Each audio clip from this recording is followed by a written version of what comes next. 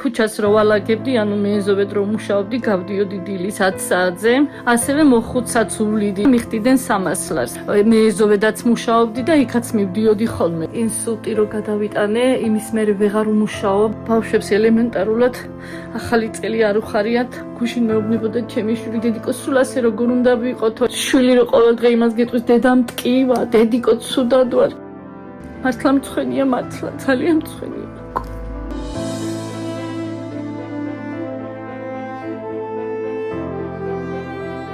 წლის და 8 თვის გიორგი, 5 წლის ნიკოლოზი, 8 წლის ბარბარე და 10 წლის ანასტასია. ამ ანგელოზების სახეზე მხოლოდ ტკივილი, სევდა, შიში და უიმედობა.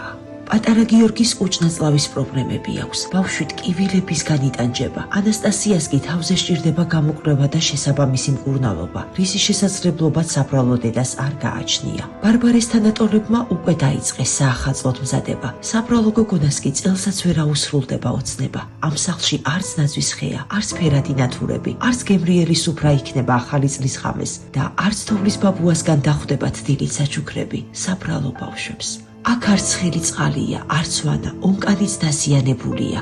ჭერიდან კი წვიმის წყალი ჩამოდის, გამათბობელის გაფუჭებულია. გაბზარულ ფანჯრებზე კი ლეიკოპლასტირია აგრული, არადა წინ გრძელი ზამთარია. გაიცანით, ეს სიკეთის ბიჭი ნიკოლოზია, ბავშვი, რომელსაც მზრუნველობა აკლია, მაგრამ თავად ზრუნავს მიუსაფარ ცხოველებზე. ნიკოლოზ არენანება, რომ საკუთარი ლუკმა გაუნაწილოს მათ. ღმერთო, რა მხელა გული აქვს ამ პატარა ბიჭუნას.